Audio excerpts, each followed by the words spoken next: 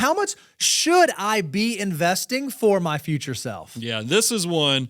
Look, there's all kind of rules out there that say, if you read like I did, The Wealthy Barber, it talks about 10%. Another, person that wrote a book in the 90s might have 15%. And here we are saying 25%. You're like, whoa, why is there so much spread out there?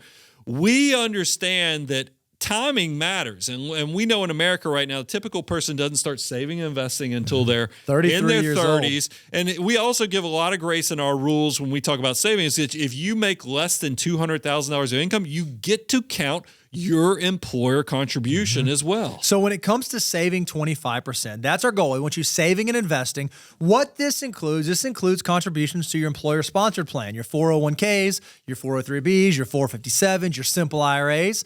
It includes IRA contributions or HSA contributions if you're investing those. If you have mandatory pension contributions you have to make out of your pay, that can be included. Your employer match can be included, assuming you meet the income thresholds that Brian just said. If you have an employee stock ownership plan or an employee stock purchase plan, or if you're just saving in a plain Jane, regular old taxable brokerage account, but those dollars are earmarked and pegged for the future financial independence of you and your loved ones, then that gets to count towards the 25%. And if you can save 25%, the earlier you do this, the more freedom and flexibility you're going to give yourself later on down the road. Well, also, I think it ties into, don't skip out on the financial order of operations. There's a reason when we structured this thing, we pigeonholed right in the middle the employer match, because that's the free money. That's even more valuable than sometimes the high interest you're paying on the credit card debts and so forth. But then we get you past the emergency reserves, and then we're off to the races. Let's load up on those tax-free accounts. Let's hit those retirement accounts.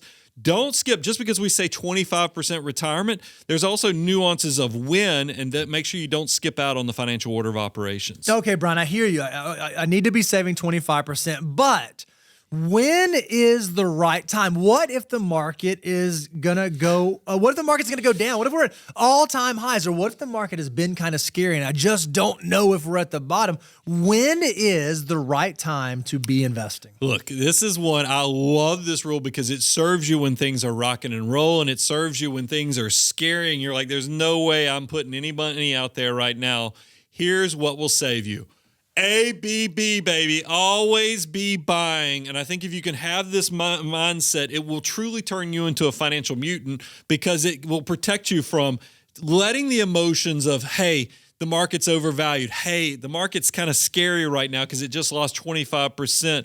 This will allow you, you know what? I have the mindset that I know what I need to be doing to reach retirement here. So I'm always going to be buying into it so that I can live my best life. What I love about it is it removes emotion from the equation. Okay, do I want to max out my Roth IRA, do $7,000? Great. I'm going to do $583 every single month. Okay, I want to put $12,000 into my 401k this year. Okay, great. I'm going to do $1,000 every single month, and I don't have to think about it again. If the market goes up, contributions I put in last month are making money. If the market goes down, the contributions I'm putting in this month are getting in at lower and lower levels. It is a win-win-win if you can do it this way. So then, okay, guys, I hear you. And I'm following the financial order of operations, and I love this. I'm going to start doing my 401k, and I go to the website, and I log in, and I go to check it out, and immediately I'm hit with a question I don't know the answer to. It says, should I, when it comes to my 401k, be investing in the pre-tax portion, or should I be investing in the Roth portion? Well, this is one. And look, we're going to give you the mindset, but then we're actually going to be crazy enough that we actually try to put some rules around this because a lot of people, I hate it when I go to see a talking head, and they kind of tell me what I should consider, but then they don't actually give me a rule. So we've actually said, okay, let's try to choose. And I'll tell you why this is hard, why nobody likes to try to choose it. Nobody knows what tax policy is going to be 10, 15, 20 years in the future.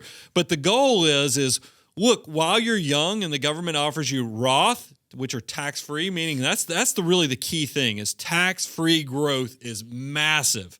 It's because if you can build up these small decisions with compounding growth that can turn into seven-figure accounts down the road, what's even more magical is turning those into tax-free seven-figure accounts. So we've tried to figure out, because there is this tax arbitrage thing, because some of you are in your peak earning years. You might be in your 40s and you're paying 37% to the federal government. You might be paying up to 10 to 12% to the state government, plus other taxes that kind of build up with local governments and so forth in the background. You're like, holy cow, I'm paying 50% in taxes?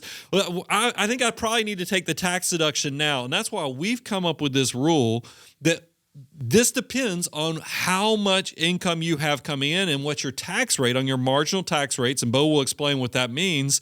That's where we put the personal in personal finance. Your marginal tax rate is the rate of tax that you pay on the next dollar that you earn. We in this country live in a progressive tax system. The more money you earn, you kind of work up through the tax brackets. And so what we care about when we're making the pre-tax versus Roth decision is, what will my next dollar be taxed at? Well, if I look at my marginal federal rate and I add to it my marginal state rate, and the combination of those two is below 25%, that is a pretty low tax bracket. That would suggest that maybe I should consider doing Roth contributions into my 401k. If I add up my marginal federal rate and my marginal state rate and it's above 30%, that's a pretty high tax rate. Every dollar that I put in pre-tax could save me 30 cents in taxes. You can think about that like a 30% imputed rate of return on every one of those contributions. So you should probably think about looking at the pre-tax portion. If your marginal tax rate federally and your marginal tax rate state combined end up somewhere between 25 and 30%, it gets a little more nuanced. You have to make a decision based on your age, your assumptions for the future, your account structure, the way that you've been saving. But if you can use these guardrails, it'll help you figure out, okay, should I be doing pre-tax or should I be doing Roth? And this is a personal decision. It's one of the things that puts personal in personal finance. Well, and also, I don't mind for all my high income people. You're like, man, I hate it. I'm missing out on all this Roth opportunity. Don't worry. Remember, we said tax arbitrage. You're in your peak earning years. There might be a potential if you retire, especially if you're part of the FIRE/FINE movement and you're going to a next endeavor and your income tax rates drop to the basement because all of a sudden your earning potential went way down. Mm-hmm. There might be an opportunity down the road that your tax rates will go down, and then you can do Roth conversions with some of these traditional pre-tax assets. So not it's all loss. Once again, it's personal. Finance is definitely personal. There's a time and a place. We're trying to help you optimize the tax planning and the growth.